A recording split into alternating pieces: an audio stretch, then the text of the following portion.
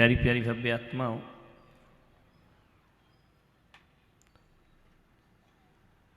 ज्ञान गंगा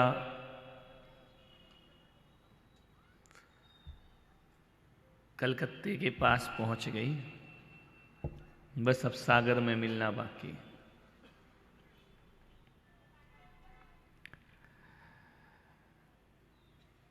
मुश्किलें जीवन में तमाम आएंगी,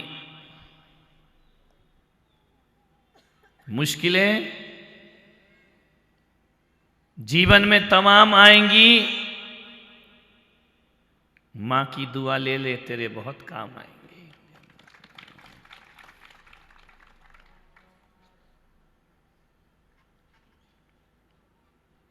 समुंदर से पूछा कि मां क्या होती है।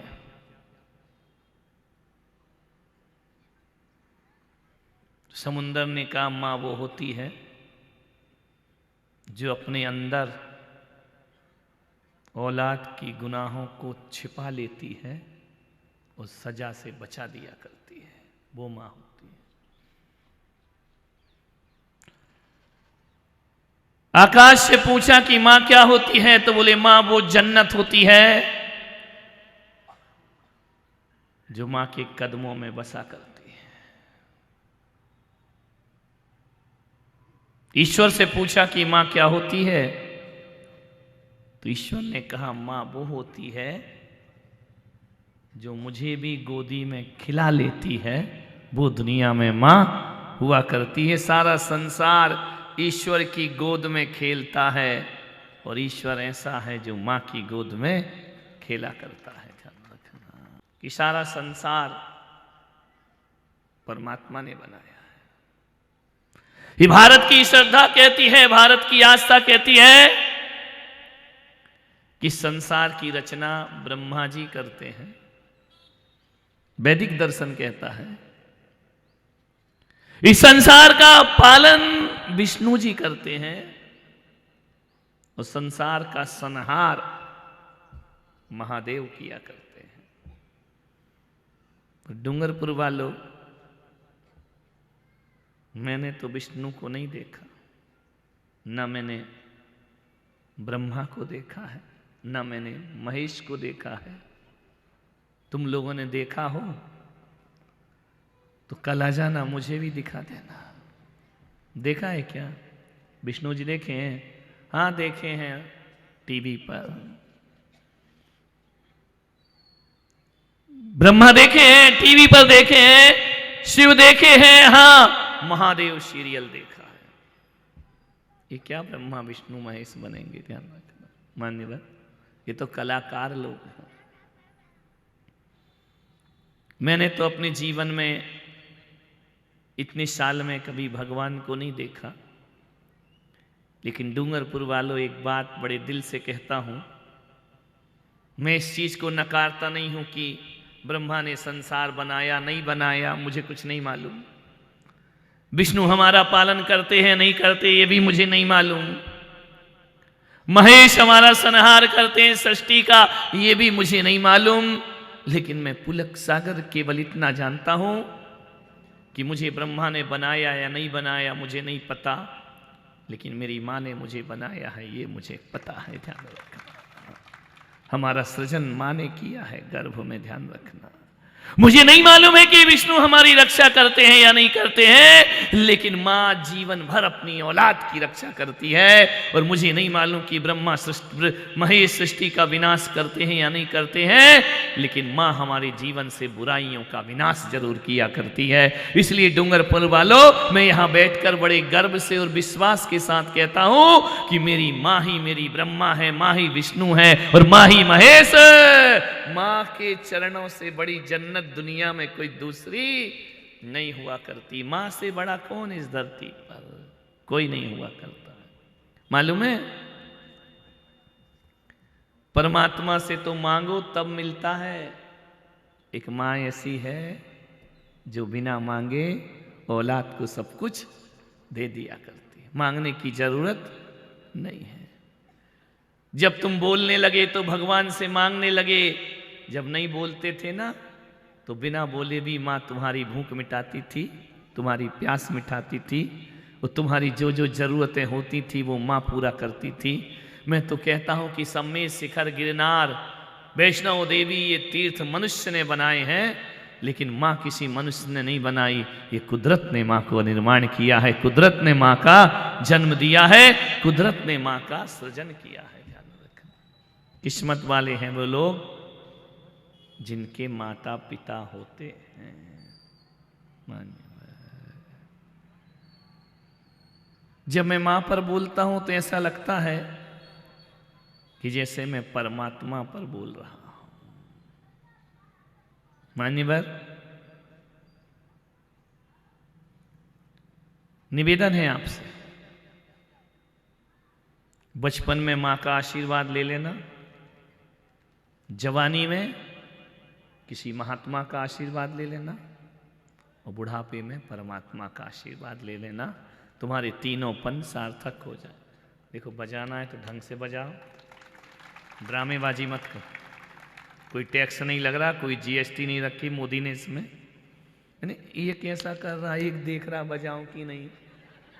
अब जो नहीं बजाएगा वो पागल आदमी है, यानी उसको बात समझ ही नहीं आ रही है। एक को तो 10 दिन बाद समझ में आई, जब ज्ञान गंगा पूरी हो गई, घर में जोर से ताली बजा रहा। बोले क्यों? बोले उस दिन की आज समझ में आई बात। ध्यान रखना मान्यवर, एक ही चीज कहूंगा, जीवन का एक सूत्र है, जीवन का एक संदेश है,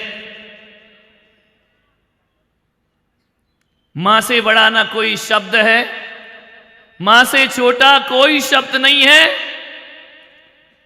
कोई दुनिया की कोई भी किताब उठा लेना, सबसे छोटा शब्द मां।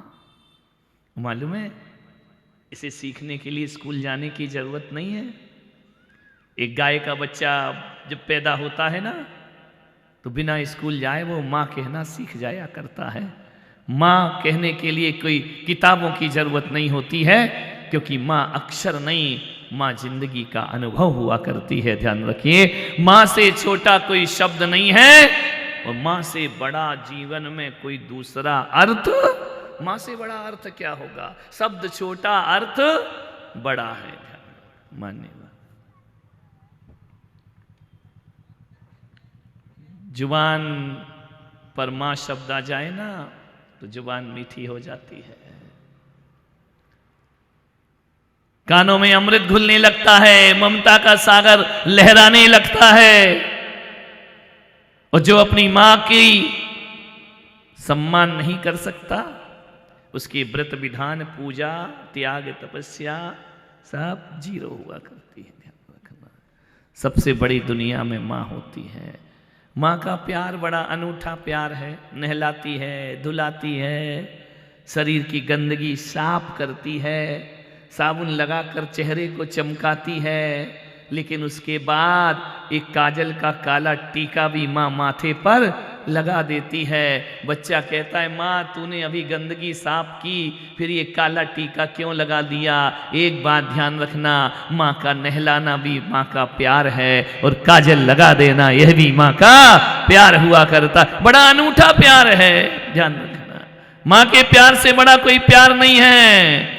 यूं तो बच्चे को चोट लग जाए तो माँ के सीने में दर्द हुआ करता है, लेकिन जब बच्चे का दर्द बढ़ जाए तो माँ पकड़ के बच्चे को इंजेक्शन भी लगवाती है। अरे ध्यान रखना, चोट लगने पर सीने में दर्द होना ये भी माँ का प्यार है, और चोट का दर्द मिटाने को इंजेक्शन लगवा देना ये भी माँ का प्यार। माँ के प्यार बड़े अनूठे हैं।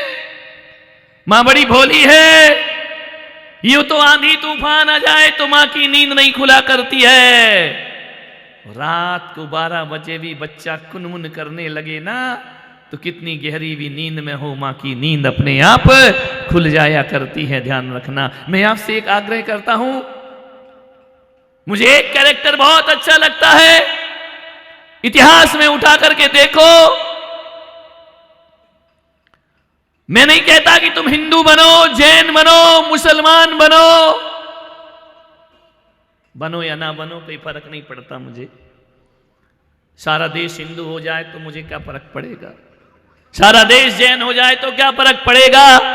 ध्यान रखना, मैं नहीं चाहता कि तुम हिंदू बनो या मुसलमान बनो, लेकिन एक चीज जरूर कहूंगा, महावीर बनो या ना बनो, राम बनो या ना बनो, कृष्ण बनो या ना बनो, जीसस बनो या ना बनो, लेकिन हर आदमी को यदि अपने घर में जन्नत के दर्शन करना है तो हर आदमी को भगवान बने या ना बने, हर आदमी को श्रवण कुमार जरूर बनना चाहिए। ध्यान रखना अपनी जिंदगी में, जैन है वही भी श्रवण कुमार बने, बौद्ध है वही भी श्रवण कुमार बने, हिंदू है वही भी श्रवण कुमार बने, मुसलमान भी श्रवण कुमार बने। कोई जाति मजहब में बदलो या ना बदलो, हर बच्चे को श्रवण कुमार जरूर बनना चाहिए। ध्यान रख, श्रवण कुमार बनने की साधना करो। कितनी माताएं हैं, आज ईमानदारी से हाथ उठाना, जो ये चाहती हो कि मेरा बेटा श्रवण कुमार बने। हाथ उठाइए ईमानदारी से। क्या बात है, सबके घर श्रवण कुमार।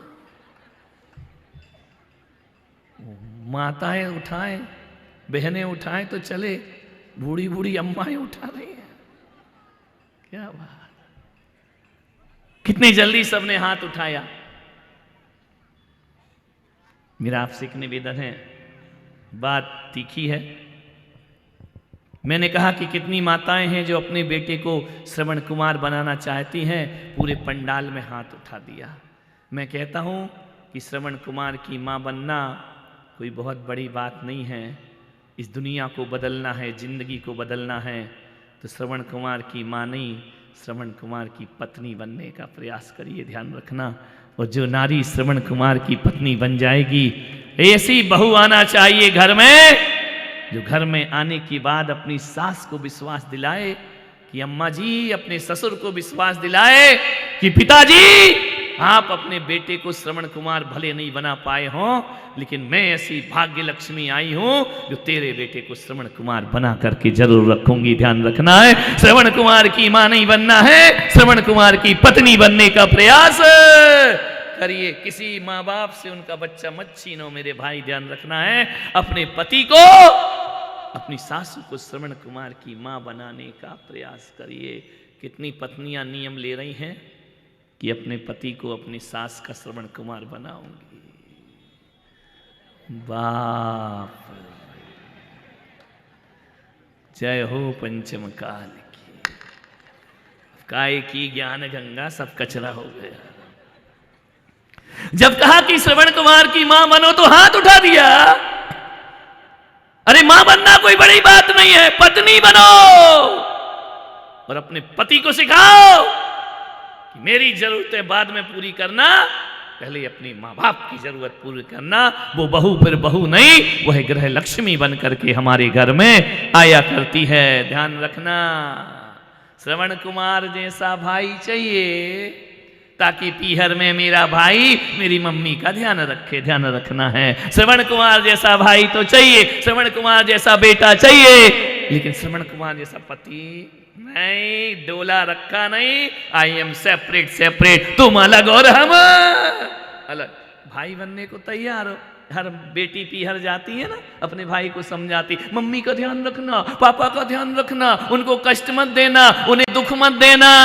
अरे यही तो तेरी ननन सिखा के गई है, तू काहे को दुख देती है। ध्यान रखना, वो भी तो कहकर जाती है ना, पीहर में ज्ञान बांटना आसान है बहुओं, ससुराल में उस ज्ञान को जीना बहुत कठिन है। काम हुआ करता है, हर बेटी चाहती है मेरी माँ को सुखी रखो।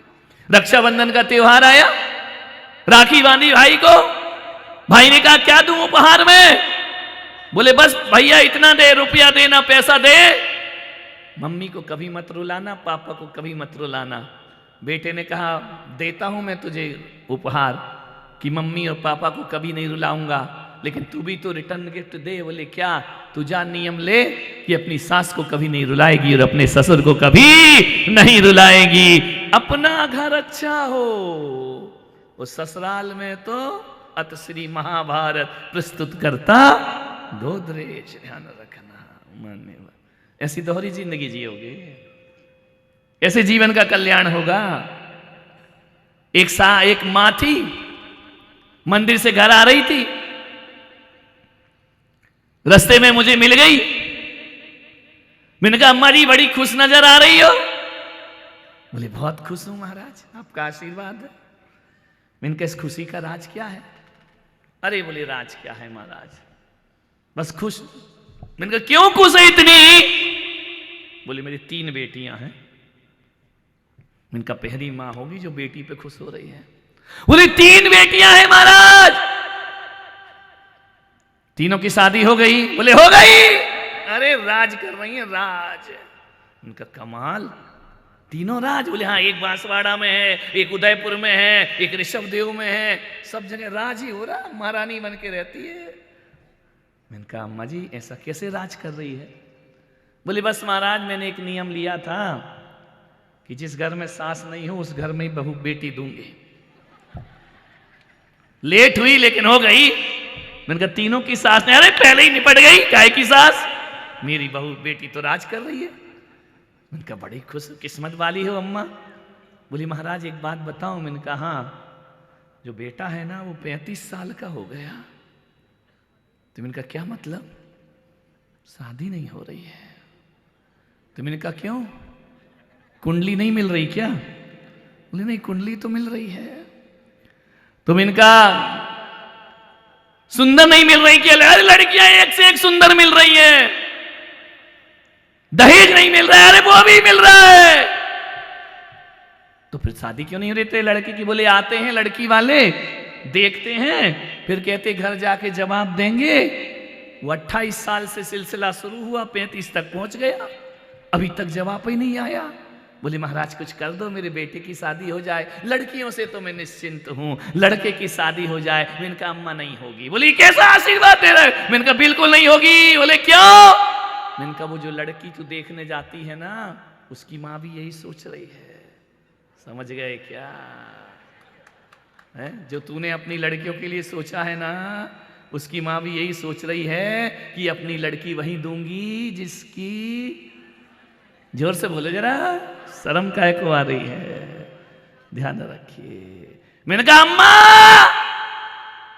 जब तक तू सलटेगी नहीं तब तक लड़का निपटेगा नहीं, ध्यान रखना।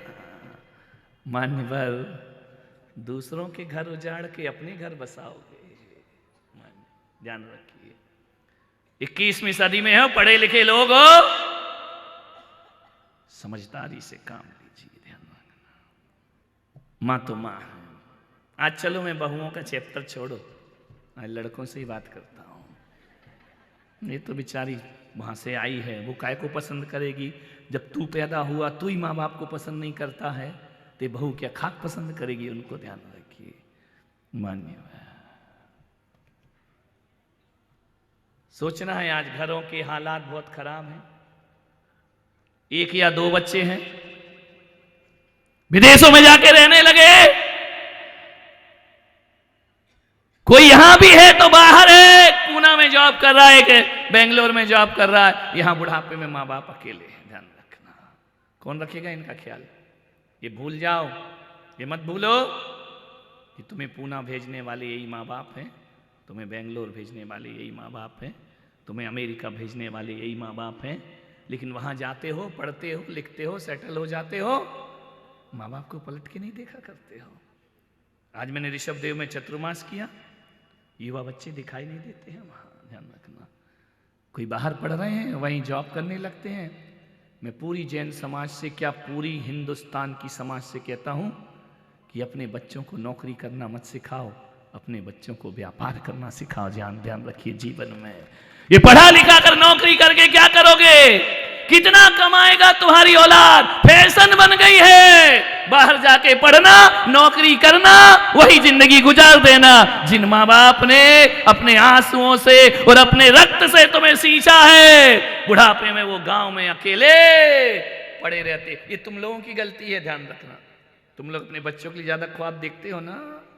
वैश्य समाज में पैदा हुए, महाजन समाज में नौकरी करना तुम्हारा काम नहीं, चाहे गवर्नमेंट की नौकरी हो, चाहे किसी दुकानदार या फैक्ट्री की नौकरी हो, तुम्हारा काम नौकरी करना नहीं है। मेरे भगवान ऋषभदेव ने तो कहा है, वैश्य में पैदा हुए तो व्यापारी बन करके दिखाइए, आदर्श व्यापारी बन करके दिखाइए। मंदिर सुने, अब संत की सभा में, जब मेरी सभा में ऐसा वक्त था कि युवा ही युवा आते थे, अब तो युवा समाज में दिखाई नहीं देते, सब वही रिटायरमेंट लोग। नहीं, तुम्हारी बात नहीं कर रहा हूं ऋषभ देव की, तुम्हारी बात तो कौन बोला नागफणी जाके करेंगे, मान्यवान विचार करना है।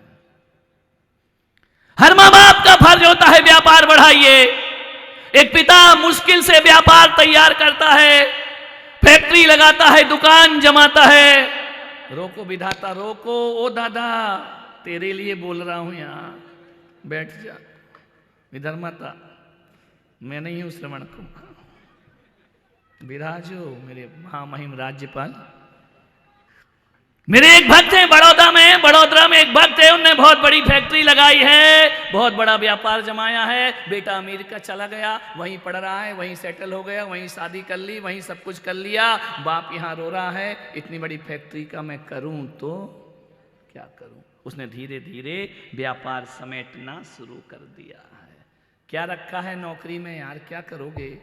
रात दिन वो पति पत्नी दोनों जॉब करेंगे और रात दिन बैठ के कागज पे हिसाब बनाते रहेंगे। इस बार तेल ज्यादा आ गया, शक्कर कम आई, इस बार ये हो गया, इस बार हो गए, इस बार मेहमान ज्यादा आ गए, बजट ज्यादा बन गया। दत्त तेरे की क्या मुनीमी करते हो, सेठों की समाज में पैदा हुए हो, सेठ बनने का प्रयास। व्यापार करेगा बच्चा तुम्हारे पास रहेगा, ध्यान रखना। तुम बच्चों के साथ रहोगे, मत करिए नौकरी, बंद कराओ ये। जो देखो वो सीए बन रहा है, जो देखो वो एमबीए कर रहा है, जो देखो वो इंजीनियर बन रहा है। बेंगलोर में रह के, पूना में रह के बाप भेज रहा है पैसा उसको रहने के लिए, ध्यान रखना है। कमरे का किराया बाप भेज, ये पढ़ाई की है तुमने वहां जाकर के, ध्यान रखना, ये सीखा है। एक मकान नहीं बना पाते हो। और मेरे सेठों को देखो कि कहीं कोई बड़ा कार्यक्रम होना तो जितने तुम साल भर में कमाते हो उतने हमारे सेठ एक झटके में बोली में चढ़ावा में दान कर दिया करते हैं। ध्यान रखिए, शान से जियो। जैनों को नौकरी शोभा देती है, नौकरी मत करो, व्यापार करो। ध्यान, छोटी सी भी दुकान हो, स्वाभिमान से जियो, ध्यान रखना। क्या छुट्टियां मांगते रहते हो, सिक लीव लिखते रहते हो, झूठे साइन करते रहते हो, छल फरेब करते रहते हो। अरे मालिक बनो, मालिक। हमारे तीर्थंकरों ने किसी को नौकरी करना नहीं सिखाया, हर किसी को शासन करना सिखाया है, अनुशासन सिखाया है। अब व्यापारी लोग बैठे आराम से प्रवचन सुन रहे हैं, 10 मिनट लेट भी हो जाए, दुकान अपने बाप की है, शटर लेट खुलेगी, ग्राहक खड़ा रहेगा, ध्यान रखना। नौकरी में तो बड़े लफड़े हैं मेरे भाई, ध्यान रखना। नौकर बन के जीते हो, विचार करो। जितने की तुम नौकरी कर रहे हो ना, उतना तुम्हारा बाप डूंगरपुर में 4 नौकर रखा है दुकान में, ध्यान रखना। जितना तुम बाहर जाकर कमाया करते हो, ध्यान रखिए। मत कराइए नौकरी, मत पढ़ाइए। मैं ये नहीं कहूंगा कि अनपढ़ रखो, इतना मत पढ़ाओ बाप को बाप कहने में उसे शर्म आए, ध्यान रखना है। ऐसी शिक्षाएं प्रदान मत करिए अपने बच्चों को। आने वाला भविष्य बड़ा खतरे में है। ये मंदिर सूने हो जाएंगे, ये समाज युवा विहीन समाज हो जाएगी, ध्यान रखना है। यहीं रखिए। हम कितने अच्छे लोग थे, वो पढ़े लिखे ज़्यादा नहीं थे, ध्यान रखना। आज एक बाप को देखो तो मुझे ऐसा लगता है, एक बाप से बात करो तो आज यदि बाप के दिल से पूछो तो बाप कहता है मेरा बेटा 50 लाख अमेरिका में जाकर कमाए, 50 लाख का पैकेज लेकर के आए, मुझे उसमें सुकून नहीं मिलेगा, बल्कि मेरा बेटा 5 लाख रुपए साल कमाए लेकिन शाम का भोजन मेरे साथ बैठकर खाए, इसमें जिंदगी का आनंद मेरे साथ बैठकर खाए। मुझे नहीं चाहिए 50 लाख का पैकेज। एक बाप की अभिलाषा है कि बच्चे हमारे साथ बैठकर भोजन करें। मेरे भाई ध्यान रखिए, क्या करोगे उन पैसों का जहां रिश्ते खत्म हो जाएं। ध्यान मानने वाले बूढ़े बूढ़े हैं, जब उनकी सहायता करना थी तब तुम चले गए, जब उन्हें तुम्हारी जरूरत थी तब तुमने उन्हें वहां छोड़ दिया। ये कैसी इंसानियत है, कैसी मानवता है। मेरे देश को इंडिया मत बनाओ, मेरे देश को भारत रहने दो मेरे भाई। मेरा देश भारत है, मेरा देश हिंदुस्तान है। इंडिया वो होती है अमेरिकाओं के विदेशियों के द्वारा, ब्रिटिश के द्वारा दी गई गाली है इंडिया शब्द, ध्यान रखना। जब जब मेरा भारत इंडिया बनेगा तब तब यहाँ वृद्धाश्रम बनेंगे, ओल्ड हाउस बनेंगे, और जब जब मेरा भारत भारत बनेगा तब तक यहाँ भगवान के मंदिरों का निर्माण होता चला जाएगा। भारत ने संस्कृति को पूजा है, भारत ने संस्कृति की रक्षा की है। भारत वो भारत है जहां रिश्तों की कीमत की जाती है, ध्यान रखना। भारत वो भारत है जहां माता पिता जैसे पवित्र शब्द हुआ करते हैं। इंडिया ने क्या दिया? मॉम, डैड, ध्यान रखना। ये शब्द, कोई संवेदना नहीं, कोई तार नहीं। अंग्रेजी जो बोली कुछ जाती है वो लिखी कुछ जाती है। नॉलेज की स्पेलिंग देखना, काय से शुरू होती है? एन से शुरू होती है कि के से शुरू होती है? हैं? एन से होती है, के से होती है ना। अब अपनी डूंगरपुर का तो उसको नॉलेज नहीं, क्या पढ़ेगा यदि के से पढ़ना शुरू कर दे तो। अरे जो बोली कुछ जाए, लिखी कुछ जाए, उस भाषा का कोई चरित्र होता है क्या? मेरी भारत की भाषा तो जो बोली जाती है वही लिखी जाती है, ध्यान रखना। मान्यवर, यहाँ माता कह करके बुलाया जाता है, पिता कह करके बुलाया जाता है। इनमें संबंध है, इनमें संबोधन है, इन संबोधनों में सरसता है, समरसता है, प्यार टपकता है। इतना अपने बच्चों को मत बनाओ, अपनी बेटियों को इतने जॉब का मत सिखाओ, ध्यान रखना। कोई काम की नहीं है। ये नौकरी करने वाली बेटियां और बहुएं क्या जिंदगी जीती हैं? कुछ नहीं जी पाती हैं, ध्यान रखना। न बच्चों को अच्छे संस्कार दे पाती हैं, न बच्चों के लिए उनके पास समय होता है, न रिश्ते निभा पाती हैं, न प्रेम का भोजन बनता है। सब मशीन की तरह जिंदगी हो जाया करती है, ध्यान रखिए। व्यापारियों, व्यापार बढ़ाओ, मैं तुम्हें आशीर्वाद प्रदान करता हूं, ध्यान रखिए। व्यापारी समाज है हम, महाजन कौम है हम, सेवा क्यों करेंगे किसी की, ध्यान रखना। मान्यवर, मां की कीमत तभी समझ आएगी जब तुम मां के पास रहोगे, ध्यान रखना। माँ बाप से दूर रह के माँ बाप की कीमत नहीं समझ आती है। माँ बाप से मेरी निवेदन है, छोटी सी उम्र में उसे बाहर भेज देते हो पढ़ने के लिए, हॉस्टल भेज देते हो पढ़ने के लिए। बच्चा 5-10 साल हॉस्टल में पढ़ता है, भाई माँ बाप से ज्यादा दोस्तों से प्यार करता है, ध्यान रखो, क्योंकि उसकी जिंदगी उनके साथ बीतती है, तुम्हारे साथ तो नहीं बीती ना। तुमने तो जब प्यार लुटाने का समय था उसे बाहर भेज दिया ले जाकर, फिर वह जब लौट के आता है तो ध्यान रखना, वो माँ को माँ नहीं समझता, पिता को पिता नहीं समझता है। और एक माँ यदि कह दे कि देख बेटा, मैंने तुझे पाल पोस कर बड़ा किया है, तो जेब में पर्स में हाथ डालता है, किसने कहा था मुझे पालो, वो जब बुलाया है पैदा किया है तो पालो, इसमें एहसान दिखाने की जरूरत नहीं है। पर्स से नोट निकालेगा, वो पकड़ेगा, पकड़ अपना किराया, और आज के बाद मुझे एहसान दिखाने की जरूरत। ये कॉन्वेंट की शिक्षाएं हैं, ध्यान रखना। ये पढ़ाई विदेशों की जो चल रही है ना, स्वार्थ से भरी पढ़ाई। मान्यवर, मैं नहीं चाहता कि ऐसे दिन तुम्हारे घरों में आए। स्वामी विवेकानंद अमेरिका गए। अमेरिका में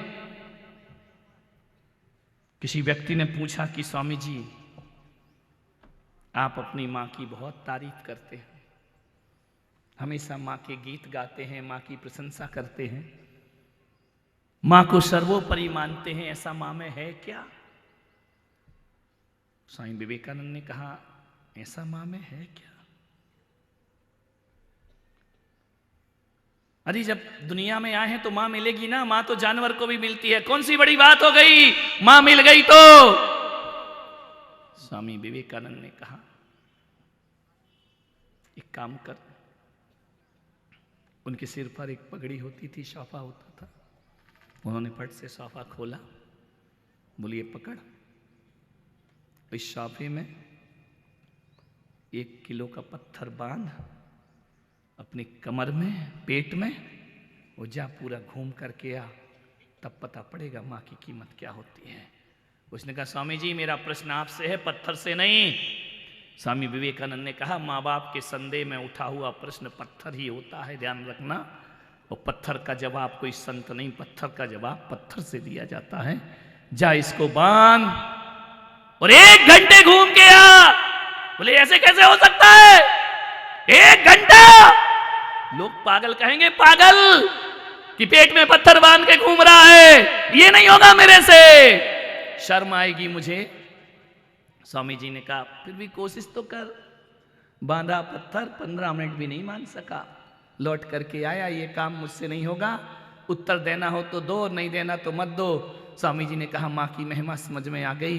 बोले नादान, जब 1 किलो का पत्थर तू 1 घंटा बांध के नहीं घूम सका, वो तुझे 9 महीने पेट में बांध के घूमी है, ध्यान रखना। उसको कहा जाता है माँ, वो होती है माँ। तुझे पत्थर बांधने में शर्म आई, यदि ये शर्म तेरी माँ को आ जाती तो बचपन में जन्म लेने से पहले ही तुझे दुनिया से विदा कर देती। माँ को कोई शर्म नहीं आई, वो पेट में बांध करके घूमती रही, गर्भ में धारण करके घूमती रही। जो शर्म तुझे आई वो तेरी माँ को आ जाती तो आज यहाँ ज्ञान गंगा में बैठकर तुम प्रवचन नहीं सुन रहे होते। मेरे भाई आज इस सभा में आकर बैठे हो तो ये तुम्हारा माँ का एहसान है तुम्हारे ऊपर कि उसने तुम्हें संत की सभा में जाने का मौका प्रदान किया है। माँ से बड़ा दुनिया में कोई नहीं हुआ करता है। नारायण कृष्ण एक दिन शयनागार में थे, सो गए। रुक्मणी ने पूछा था कि नारायण, हे द्वारिकाधीश, जब देखो तब आप मां यशोदा की याद में खोए रहते हो। गोकुल से द्वारिका आ गए, हमेशा यशोदा मैया यशोदा मैया। नारायण, हम भी तो आपका ख्याल रखते हैं ना। मैया यशोदा भी आपका ख्याल रखती थी, कोई दो राह नहीं है, लेकिन मैं भी तो आपका ख्याल रखती हूं ना। आपके भोजन का, आपके वस्त्रों का, आपके उठने का, आपके सोने का, हर पल हमारा ध्यान भी तो आप में है ना। फिर आप हमें इतना प्यार क्यों नहीं करते जितने मैया यशोदा को प्यार करते हो। नारायण कृष्ण का रुक्मणी, वक्त आएगा तो बताऊंगा। एक दिन शयनागार में नारायण कृष्ण सो गए, नींद आ गई। सुबह आंख खुली, नारायण कृष्ण ने कहा कि रुक्मणी, कल मैं जल्दी सो गया, नींद आ गई, तुम दूध लेकर नहीं आई। तुम्हें मालूम है मैं बिना दूध पिए सोता नहीं हूं।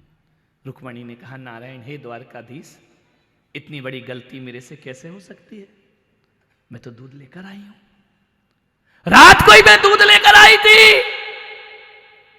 फिर रुक्मणी तुमने मुझे बोला क्यों नहीं?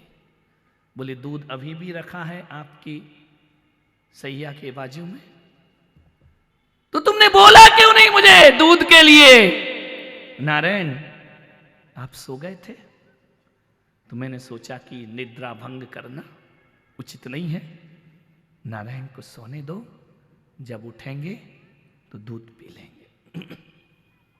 नारायण कृष्ण ने रुक्मणी का हाथ पकड़ा कि देख, एक दिन तूने पूछा था ना मां के प्यार और पत्नी के प्यार में क्या अंतर होता है, समझ में आ गया? बोले नहीं, क्या समझ में आया? अरे मैया यशोदा भी दूध लाती, मैं भी दूध लाई। अरे बोले रुक्मणी, दूध तो मैया यशोदा भी लाती और दूध तू भी लाई, मगर माँ और पत्नी के प्यार में इतना अंतर होता है कि जो पत्नी होती है ना, वो दूध रख के अपने महल में सोने चले जाती है, और मैया यशोदा होती ना तो सारी रात गिलास लेकर बैठती कि जब तक कान्हा जागेगा नहीं मैं सोने वाली नहीं हूं, जब तक दूध ना पिला लूं तब तक माता सोने वाली। यही अंतर है माँ के प्यार में। वो पत्नी के प्यार में पत्नी गिलास रख के जाएगी और माँ गिलास रख के सारी रात मेरा इंतजार करती कि कान्हा कब जागेगा, कब उसे दुग्धपान कराऊंगी। ध्यान रखना रुक्मणी, मैं जानता हूं कि पत्नी का जीवन में बहुत महत्व है। मैं आज अपने प्रवचन से ये नहीं कह रहा हूं कि इनका अपमान करो, मां का सम्मान करो। लेकिन मैं इतना जरूर कह रहा हूं, पत्नी यदि अर्धांगिनी है तो मां पूर्णांगिनी हुआ करती है, ध्यान रखना। क्योंकि मां ने तुम्हारे शरीर की रचना की है, ध्यान रखिए। मान्यवर, कभी जाकर ड्रेसिंग टेबल के सामने खड़े होकर देखना, पैर के नाखून से लेकर सिर तक इस शरीर के निर्माण में पत्नी का क्या रोल है? कोई रोल है क्या? बोलिए, कोई रोल है? आनंद जी, पत्नी ने कुछ बनाया हमारा है? कौन बोला बिगाड़ी है? पहले बाल थे, अब चांद निकल आई है। ये पत्नी का रोल है हमारी जिंदगी में, ध्यान रखना। पहले जवान थे, अब बूढ़े हो गए हैं, ये पत्नी का रोल है, ध्यान रखना। विचार करिए। आनंद वो बैठा ना, उसके भी बाल साफ हैं, आगे भी बाल साफ है, कई बिग लगाए बैठे हैं। मां के प्यार और पत्नी के प्यार में अंतर मालूम है? कि जब पत्नी मां सिर पर हाथ फेरती है ना, सुलाती है, तो बाल आते हैं, और पत्नी जब फेरती है, जो आए हैं वो भी ये प्यार है, ध्यान रखना। चमन उजाड़ देती है पूरी जिंदगी का। इस शरीर के निर्माण में पत्नी का कितने % रोल है? 1% भी नहीं है ना। जब ये शरीर जवान हो जाता है ना, तब पत्नी मिला करती है, ध्यान रखना।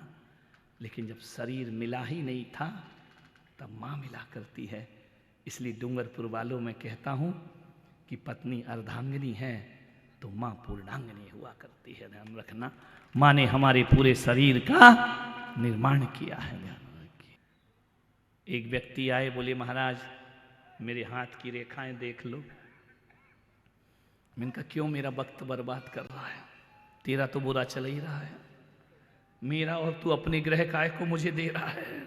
बोले नहीं महाराज बताओ, जीवन में सफलताएं नहीं मिला करती हैं, बहुत मेहनत करता हूं, मेरी रेखाओं में कुछ लिखा है या नहीं लिखा है, या मेरा घर वास्तु गलत है, आदमी इसी पचड़े में पड़ा है। विचार करिए, हथेली में मुकद्दर तलाश करता है, काम बिगड़ जाए तो घर को मकान को गाली देता है, वास्तु सही नहीं है। कुंडली देखता है, नादान आदमी। मैं तो कहता हूं तेरी कुंडली में कितने भी उल्टे तिरछे ग्रह हों, और तेरे हाथ में कितनी भी आड़ी तेरी भाग्य की रेखाएं हों, रोज सुबह उठ के मां के चरण छू लिया कर, सब टेढ़ी रेखाएं शुभ रेखाओं में परिवर्तित हो जाएंगे, ध्यान रखना। जिसको देखो वो सजा देता है, दोस्त बन के दगा देता है। एक मां की दुआएं हैं इस जिंदगी में, वरना मुफ्त में यहां कौन दुआ देता है, ध्यान रखना। आशीर्वाद और दुआएं भी फ्री में नहीं मिला करती हैं। एक मां ऐसी है जो मुफ्त में दुआ दिया करती है अपने बच्चे को, ध्यान रखना है। मान्यवर, इससे बड़ा मां की दुआओं में संतों के आशीर्वाद से भी बड़ी ताकत हुआ करती है, ध्यान रखिए। एक दिन कौशल्या ने महल में जब राम वन से वापिस आ गए तो पूछा, राम मैंने सुना है, मां की ममता देखो, राम मैंने सुना है, कौशल्या कह रही है कि तुम भगवान हो। राम ने कहा कि मां किसने कहा तुझसे? सारी दुनिया कहती है राम तुम अवतार पुरुष हो, सारी दुनिया कहती है राम तुम भगवान हो। आज इस कौशल्या को समझाओ, क्या तुम सचमुच भगवान हो? श्री राम मेरे देश का बेटा कहता कि मां ये मुझे नहीं मालूम कि मैं भगवान हूं या नहीं हूं, लेकिन जिस बेटे के सिर पर तेरी जैसी मां के हाथ होंगे वो एक दिन भगवान जरूर बन जाएगा, ध्यान रखना। जिसके शीश पर कौशल्या हाथ रख दे वो साधारण से साधारण बालक भी भगवान बन के दुनिया से विदा होता है। मां मुझे नहीं मालूम कि मैं भगवान हूं, भगवान बनाएगी तो मेरी मां, और शैतान बनाएगी तो मेरी मां। मैं भगवान नहीं, भगवान तो तू है, ध्यान रखना। तू भगवानों को जन्म देती है मां। मान्यवर, क्या आपके बच्चे इतना बहुमान आपको देते हैं? ये कॉन्वेंट के दड़वे से निकली हुई औलाद कंप्यूटर इंटरनेट की औलाद, ये बाप को बाप नहीं समझते हैं, माँ को माँ नहीं समझा करते हैं। ध्यान रखिए, कहाँ जाएगा हमारा ये देश। एक बच्चा अपनी माँ से नफरत करता है, एक बच्चा अपनी माँ के साथ घूमने में उसे शर्म आती है। बाइक पर बिठाकर मंदिर का बोलो तो बच्चा कहता मैं नहीं ले जा सकता हूं, शर्म आती है बच्चे को। बूढ़ों को हाथ पकड़ने में हमारी जवान छोरियों को शर्म आती है। लानत है ऐसी औलाद पर जो बॉयफ्रेंड का हाथ पकड़ने में गर्व समझती है, लेकिन दादाजी का हाथ पकड़ने में शर्म महसूस करती है। ध्यान रखना, लानत है ऐसी औलाद पर। ध्यान रखिए मान्यवर, बुजुर्गों का हाथ पकड़ के मंदिर ले जाने में तुम्हारी इज्जत खराब होती है, उन्हें गाड़ी में बिठाने में तुम्हें शर्म आती है। क्या इसी दिन के लिए माँ बाप तुम्हें पैदा करते हैं?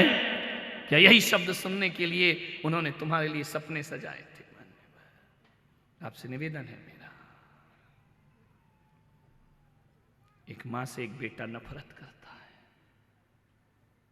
एक बात बताना औलादो, जब पत्नी और तुम्हारी मां में झगड़ा होता है, इतना झगड़ा होता है, इतना झगड़ा होता है कि अलग अलग रहने की नौबत आ जाती है। एक बात बताओ, जब जब पत्नी और मां में झगड़ा होता है ना, तो तुम पत्नी की व्यवस्था करते हो या मां की व्यवस्था करते हो? ईमानदारी से बताना, बोलो बोलो, किसकी व्यवस्था करते हो? बोलो, पूछ रही है वो। पत्नी की व्यवस्था करता है आदमी, मां की व्यवस्था करता। Mummy I am separate separate, तू चिंता मत कर, तू बाजू वाले फ्लैट में तू छोटे भाई के पास जाकर रह ले, तू उसके। हमेशा मां को ही देश निकाला मिलता है, पत्नी को नहीं।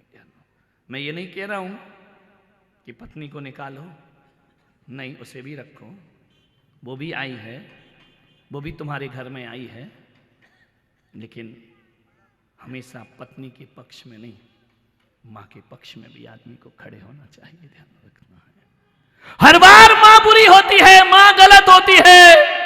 जब भी झगड़े हो मां की ही गलती होती है। ऐसा कैसे हो सकता है मेरे भाई? ध्यान रखिए, आपसे निवेदन है। वो लड़का मां से नफरत करता था, मां फिर भी बच्चे को चाहती थी। मैं एक बात बताऊं डूंगरपुर वालों, जितनी नफरत मां से करते हो ना, उतनी बीवी से करके देखना, उतनी नफरत तलाक दे देगी तुमको। ध्यान रखिए, जेल की हवा खिला देगी, दहेज प्रकरण में अंदर डाल देगी। एक मां ही है जो नफरत भी बर्दाश्त करती है और प्रेम भी बर्दाश्त। पत्नी को जरा तीखा बोल के देखो, तिरछी निगाह से बोल के देखो, कह देगी ज्यादा मत बोलना, क्या समझते हो अपने आप को? 7 जन्म की कसमें इसी जन्म में टूट जाएंगी। ध्यान रखना। लेकिन मां ऐसी है जो तुम्हारी दुत्कार भी सुनती है, डांट भी सुनती है, गुस्सा भी सुनती है, तुमसे अपमान भी पीती है, फिर भी मां बेटे को बेटा कह करके बुलाया करती है। बच्चा बहुत नफरत करने लगा मां से। मां स्कूल जाती, टिफिन लेकर जाती, बच्चा भूखा हो गया होगा, बच्चे को बहुत गुस्सा आता, तू क्यों आती है टिफिन लेकर के? मेरे दोस्तों के बीच मेरा मजाक बनवाती है। मां ने कहा बेटा तू भूखा होगा, मत कर मेरे भूख की चिंता, तुझे आने की कोई जरूरत नहीं, आज के बाद स्कूल नहीं आना। फिर भी मां ममता की मारी फिर भी टिफिन लेकर पहुंची। बच्चे से पूछा, उसके दोस्तों ने कौन है? मालूम है वो कपूत कहता है ये मेरे घर की नौकरानी है। ध्यान रखिए, क्यों? वो कोई बहुत सुंदर मां नहीं थी। पागल हो तुम लोग, मां में सुंदरता खोजते हो, मां तो हमेशा सुंदर होती है मेरे भाई। मां से सुंदर दुनिया में कोई दूसरा नहीं होता है। हम तो उस देश के लोग हैं जहां काली खप्पर वाली विकराल रूप धारण किए उस नारी को भी माँ कह करके बुलाया करते हैं। माँ में सौंदर्य नहीं मेरे भाई, माँ में ममता देखी जाती है, ध्यान रखना, प्रेम देखा जाता है। माँ काली हो, माँ गोरी हो, कोई फर्क नहीं पड़ता है। माँ पढ़ी लिखी हो, माँ अनपढ़ हो, माँ तो माँ हुआ करती है, ध्यान रखना। इतना निश्चल प्रेम दुनिया में कभी किसी को प्राप्त नहीं होगा। उनसे पूछो जिनके माँ बाप नहीं बचे इस दुनिया में, ध्यान रखना माँ की कीमत क्या होती है। माँ से नफरत, माँ मेरे पास मत आया कर। फिर भी माँ मेहनत करती, मजदूरी करती, गरीब थी, पढ़ाती लिखाती। एक दिन बच्चा पढ़ने लिखने पूना चला गया।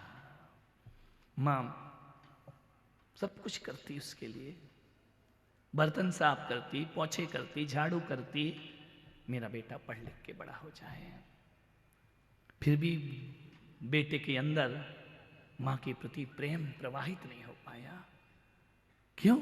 माँ सुंदर नहीं थी, माँ की एक आंख नहीं थी, ध्यान रखना।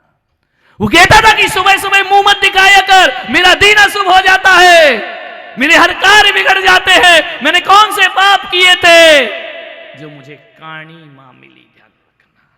मान्यवर विचार करना है आपको। एक दिन बच्चा पढ़ लिख गया, बड़ा हो गया, वहीं सेटल हो गया। मां को कह दिया देख तू पूना तो आना नहीं, अब मैं क्या करूं, मेरे हाथ पैर नहीं चलते, मैं बूढ़ी हो गई हूं। बोले जा वृद्धाश्रम में रहो जा करके। वृद्धाश्रम भारत की संस्कृति पर एक बदनुमा दाग है मेरे भाई। इस देश से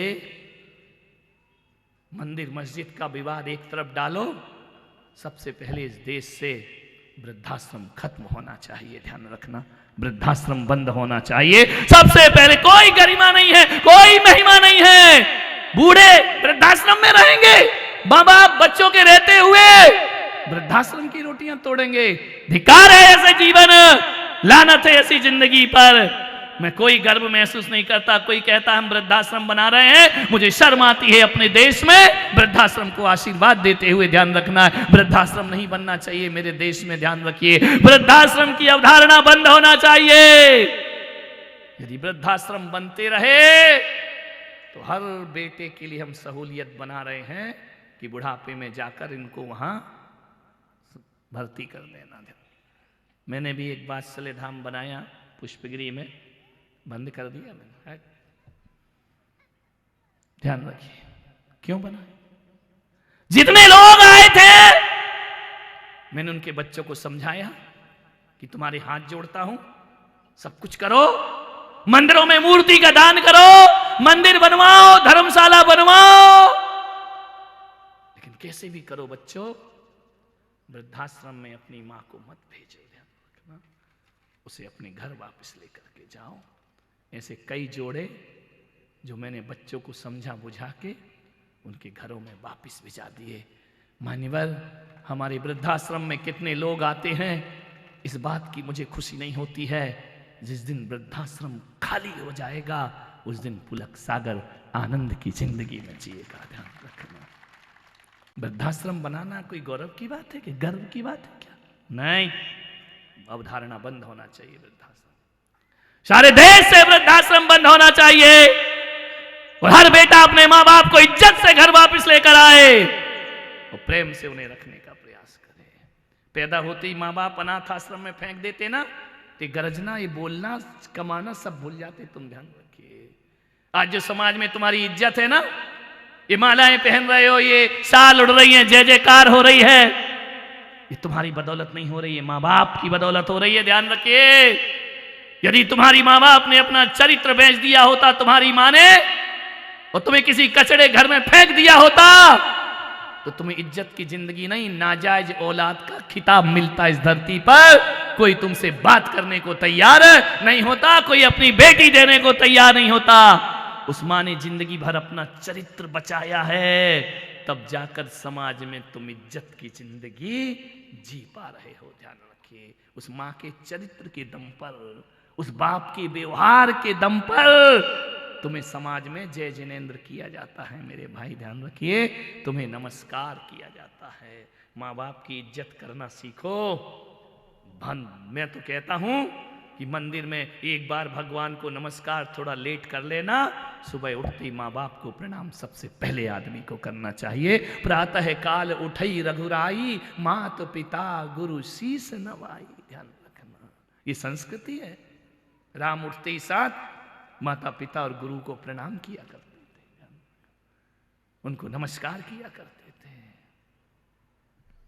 वृद्धाश्रम में चली गई वो मां।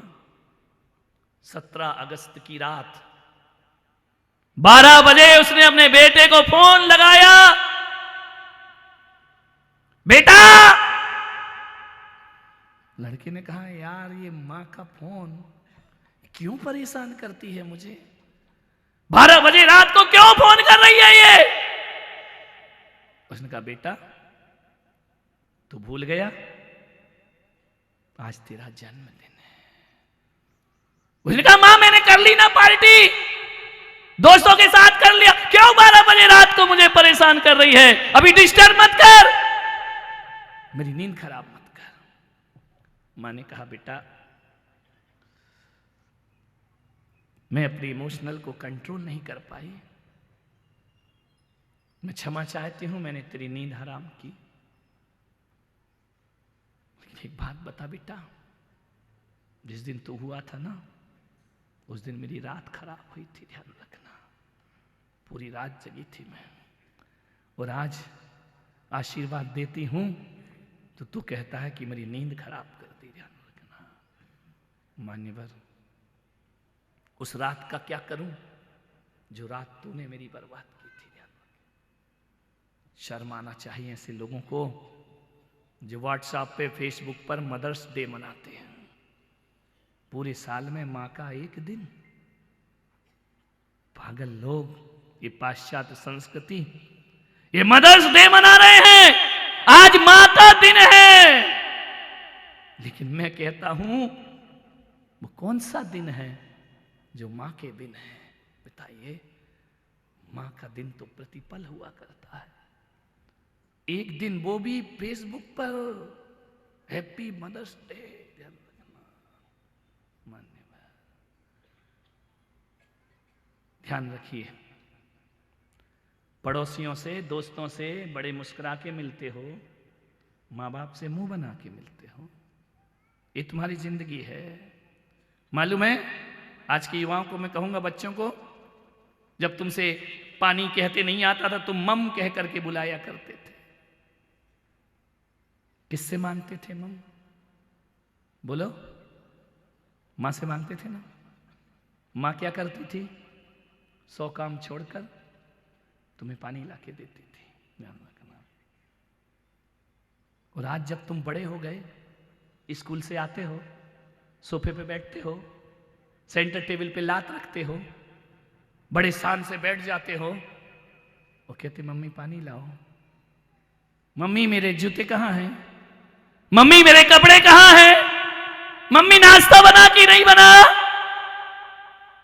यार जब तुम छोटे थे तब भी मम्मी पानी लाती थी, बड़े हो गए तब भी मम्मी पानी लाती है। यार इतना तो सोचो कि वो तुम्हारी माँ है या काम वाली है। ध्यान रखना, हाथ में कपड़े दे, हाथ में टॉवल दे, हाथ में जूते दे, बैग दे, सब कुछ दे, उसके बाद भी उस माँ की कोई कीमत नहीं हुआ करती है। नारी का जीवन जानते हो, पति की नहीं सुने तो पति गुस्सा हो जाता है, बेटे की ना सुने तो बेटे गुस्सा हो जाते हैं, तुम्हारी माँ की ना सुने तो मम्मी गुस्सा हो जाती है, ससुर की ना सुने तो ससुर गुस्सा हो जाते हैं। पूरे दिन वो नारी रिश्ते ही मेंटेन करती रहती है अपने जीवन में। ध्यान रखना, बड़े हो गए हो, ऐसे दिन लाओ अपने घर में। वो काम वाली नहीं है, वो तुम्हारी माँ है। जब छोटे थे उसने पानी लाके दिया था, अब तुम्हारा फर्ज है एक ऐसा अवसर अपनी माँ बाप को भी तो दो एक बार। कि बाप बोले पानी ला और बेटा 100 काम छोड़कर गिलास भर के पानी उसे दे दे। ध्यान रखना, यदि 100 काम छोड़कर तुमने अपने माँ को पानी पिला दिया ना, मैं कहता हूं घर बैठे उसने तुमने उसे चारों धाम की यात्रा का पुण्य कमा लिया है। ध्यान रखना, सब तीर्थों की यात्रा का पुण्य कमा लिया है तुमने। लेकिन बुढ़ापे तक मम्मी ऐसा, मम्मी वैसा, पापा ऐसा, पापा वैसे नहीं। मेरे भाई विचार करो, बहू कैसी होती है, बहू का कैसा किरदार है, वो बात एक तरफ रखो, बेटों के किरदार की बात करो। ध्यान रखना, फल फ्रूट्स आते हैं कई घरों में, बच्चों को मिलते हैं, माँ बाप छिलके देखते हैं बुढ़ापे में, क्या बीतती होगी उनके ऊपर। जब तुम कपड़े गंदे कर लेते थे, पेशाब कर लेते थे, माँ खाना खाती थी थाली छोड़ के, पहले तुम्हारी गंदगी साफ करती थी। ध्यान रखना है, उस समय उसे घृणा नहीं होती थी। ध्यान रखिए, जिस माँ बाप ने बोलना सिखाया उसे चुप कहते हो, तुम्हारी जुबान गल के गिर जाना चाहिए। ध्यान रखना,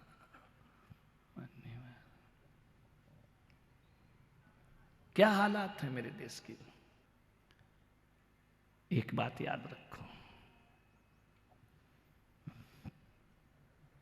मैं कुछ नहीं चाहता हूं, बस इतना चाहता हूं कि तुम्हारे घर में माँ बाप का स्थान डोरमैट का नहीं होना चाहिए, माँ बाप का स्थान यूजलेस सामान नहीं होना चाहिए, माँ बाप का स्थान हृदय में होना चाहिए।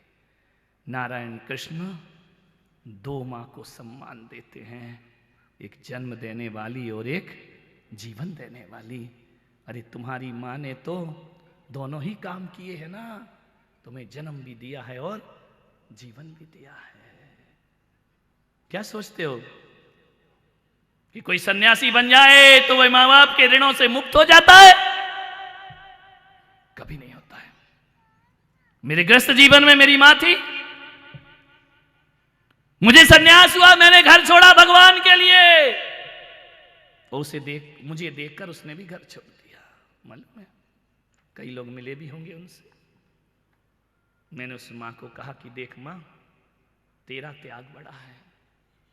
बोले क्यों?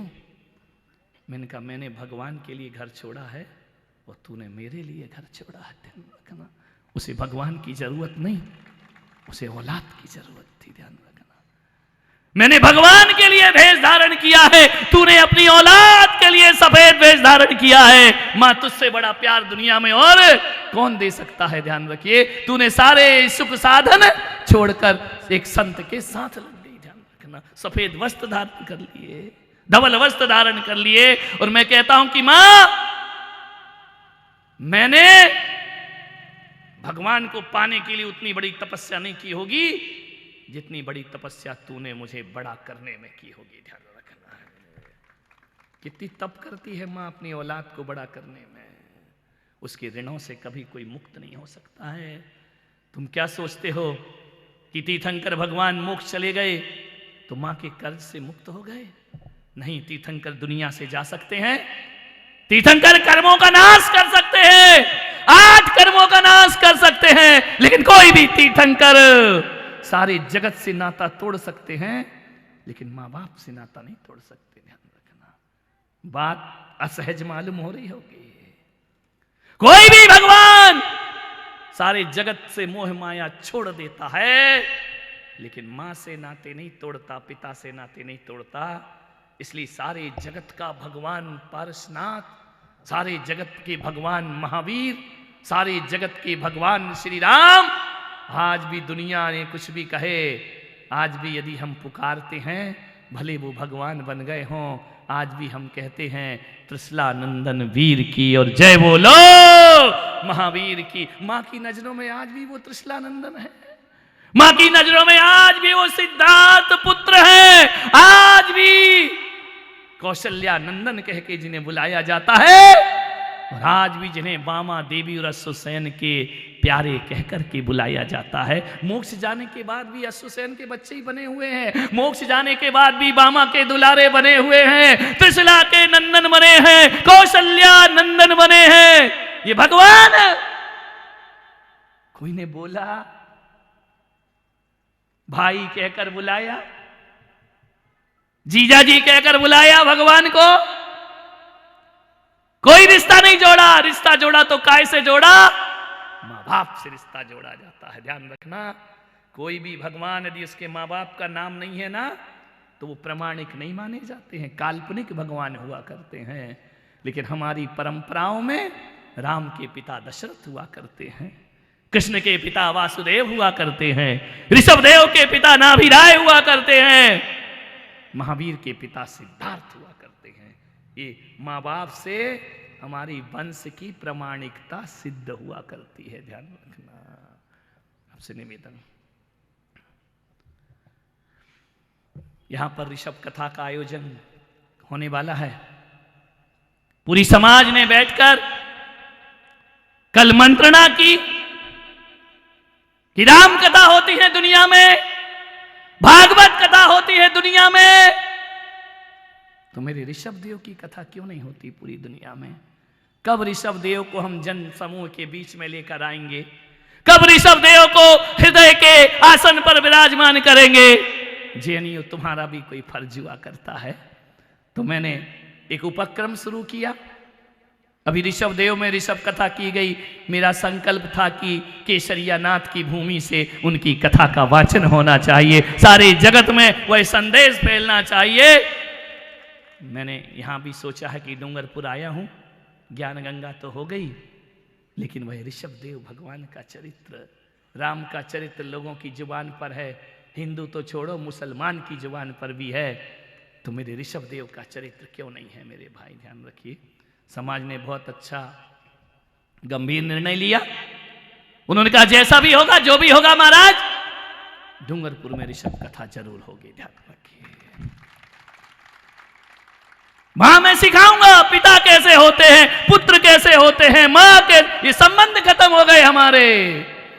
एक ऋषभ कथा का यहां पर आयोजन होगा, मंचीय कथा भी होगी, वाचनिक कथा भी होगी, वैचारिक कथा भी होगी। ध्यान रखना, एक अद्भुत नजारा यहां पर होगा। पूरी डूंगरपुर नगरी अयोध्या नगरी में तब्दील कर दी जाएगी। ध्यान रखना। नाभिराय का दरबार, ऋषभदेव का जन्म, ऋषभदेव ने जगत को क्या दिया? उन्होंने इस देश को भारत नाम दिया। श्रीमद् भागवत ग्रंथ कहता है, हिंदुओं का वैदिक ग्रंथ कहता है, इस देश का नाम भारत यदि पड़ा है तो ऋषभ पुत्र भरत से इस देश का नाम भारत पड़ा। इतनी बड़ी मालिकियत तुम्हारे पास, और तुम ऋषभदेव को एक कपड़े में लपेट के मंदिर में रख देते हो। ध्यान रखिए। नहीं, जिस देश का नाम हमसे मिला हो, उस ऋषभदेव का चरित्र जनमानस में जरूर आना चाहिए। ध्यान रखना है। तो मैं 25 तारीख से ऋषभ कथा का शुभारंभ करना चाहता हूं। आपकी जोरदार तालियां गूंजना चाहिए। कोई पुलक सागर अपनी कथा नहीं करेगा, ऋषभ कथा करेगा। ऋषभदेव भगवान का चरित्र इस डूंगरपुर में उतारा जाएगा। पंच कल्याणक में बहुत से विषय होते हैं, वो अनछुए रह जाते हैं, वह कथा के माध्यम से जनमानस के सामने लाया जाएगा। मान्यवर, हम जैनियों ने अपने तीर्थंकरों को एक किताबों में लपेट कर बंद करके रख दिया अलमारियों में। ध्यान रखना, वो तो हम लोग हैं। वरना ऐसा समय था कि जब जैन मुनि आते थे तो समाज घेर घार के लाती थी, चारों तरफ से उनको मंदिर में बिठाती थी, वहीं प्रवचन कराती थी। चले तो चले गए आचार्य विद्यानंद जी महाराज, आचार्य तरुण सागर जी महाराज। इन्होंने कहा कि नहीं, अब हम मंदिरों में सीमित रहने वाले नहीं, हम जनमानस के बीच भगवान महावीर को ला करके खड़ा करेंगे। ध्यान रखना, 4 दीवारों से जैन धर्म 7 समंदर पार नहीं पहुंच जाता है, उन्हें बाहर लाना पड़ता है। मेरे भाई, सौभाग्यशाली होंगे वो लोग। नाटक में ही सही, एक बात ध्यान रखना डूंगरपुर वालों, सच्चाई की नकल भी अच्छी होती है और बुराई की असल भी बुरी होती है। ध्यान रखना। ऋषभदेव का चरित्र प्रस्तुत करो, जीवन को सार्थक करो।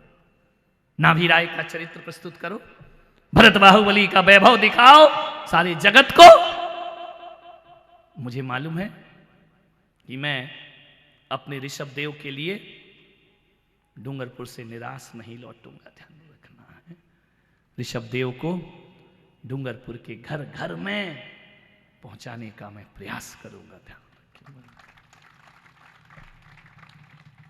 बात बहुत है, समय हो गए, आपके 10 मिनट ज्यादा हो गए हैं। बात को समेटता हूं। वृद्धाश्रम में वो मां चली गई। बेटा 500 रुपये महीने भेजता है वृद्धाश्रम में।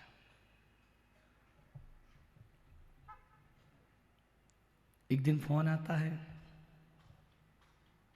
कि तेरी मां इस दुनिया से चली गई, आओ उसका अंतिम संस्कार करना है। मान्यवर, ये कहानी नहीं है। मैंने भी पुष्पगिरी में एक वात्सल धाम बनाया। एक बूढ़े की मौत हो गई। प्रोफेसर था वो आदमी, उसके बच्चे विदेश में थे। मैंने फ़ोन लगाया, मृत्यु हो गई है। उन्होंने कहा हमने तो वात्सल धाम में सौंप दिया है, आप ही अग्नि संस्कार करा दीजिए, हमारे पास आने का टाइम नहीं है। ध्यान रखिए, ऐसी औलाद से तो निसंतान जिंदगी जियो, वो अच्छी हुआ करती है मेरे भाई। माँ की मृत्यु हो गई, माँ चली गई ऊपर। कुछ दिन बाद वो बेटा पूना से वापिस आया अपने गांव। क्या देखता है कि मेरी माँ जहां रहती थी ना, वो मकान कहाँ है। माँ को कभी पलट के नहीं देखा, मकान देखता है। माँ वृद्धाश्रम में थी, वहां उसकी मृत्यु हुई। जैसे ही वहां पहुंचा वृद्धाश्रम में, वृद्धाश्रम के लोगों ने कहा ये तुम्हारी मां की मृत्यु हो चुकी है, अब तुम किस लिए आए हो यहां पर।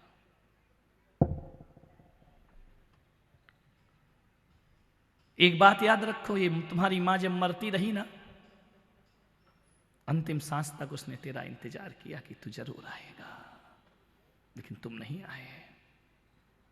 जाते जाते एक चिट्ठी देकर गई है, एक लिफाफा। क्या है लिफाफे में? उसके लिफाफे में 2800 रुपये रखे थे। 2 साल में उस मां ने 2800 रुपये जोड़े थे। और एक चिट्ठी रखी थी कि बेटा बहुत इंतजार किया कि तू आएगा, तू नहीं आ पाया। देख बेटा, इतनी परमात्मा की कृपा रही इस वृद्धाश्रम में, इतनी सेवा की वृद्धाश्रम के लोगों ने मेरी, 1 रुपया भी खर्च नहीं किया। जो 500 रुपये भेजता रहा ना, वो मैंने बचा के जोड़ के रखे। और मैं इसमें थी कि जब तू आएगा तो ये पैसा तुझे जरूर लौटाऊंगी। बेटा ये पैसा रख के जा रही हूं। बेटे ने देखा कि मेरे भेजे हुए नोट माँ ने संभाल के रखे। उस माँ ने लिखा, बेटा ये पैसा इसलिए दे रही हूं कि मेरा बेटा इस काबिल था कि 500 रुपये भेजता था। कल तेरा बेटा इस काबिल नहीं हुआ, वृद्धाश्रम में भेजेगा ना, तो माँ की दौलत तेरे बहुत काम आएगी जिंदगी में। ध्यान रखना, क्योंकि तूने तो 500 भेजे, लेकिन तेरी औलाद हो सकता है तुझे 500 भी ना भेजे। कि माँ अपनी विरासत उस समय तेरे बहुत काम आएगी।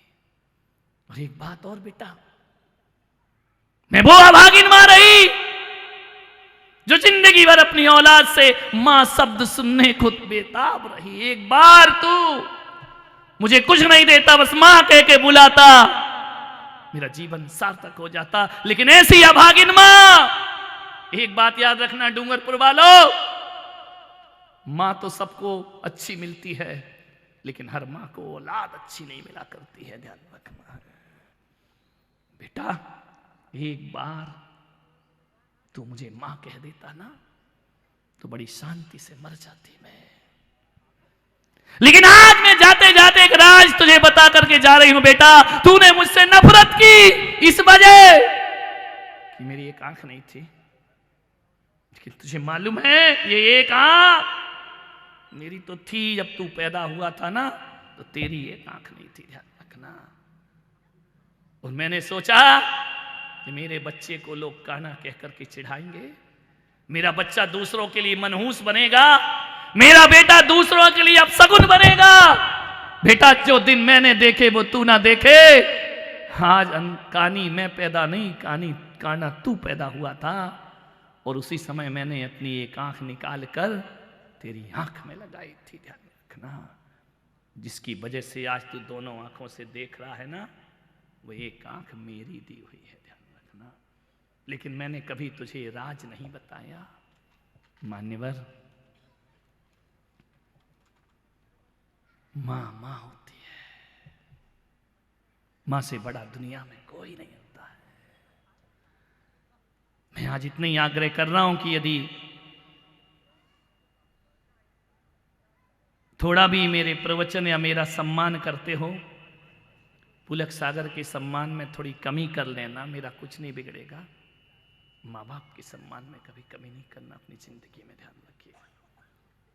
माँ बाप को जिन्होंने बाहों का झूला झुलाया है ना, उन्हें अपनी पलकों पे बिठा के रखो मेरे भाई। कितने दिन की जिंदगी है उनकी, थोड़े दिन की है ना। जिन्होंने अपनी जवानी तुम्हारे लिए बर्बाद की, तुम उनका बुढ़ापा तो आबाद कर दो मेरे भाई, ध्यान रखिए। अश्क में भीगी हुई मुस्कान का हम क्या करेंगे, छल फरेबों में मिले सम्मान का हम क्या करेंगे। औलाद ही जब माँ बाप के काम ना आ सकी, तो पूछते मंदिरों में भगवान का हम क्या करेंगे।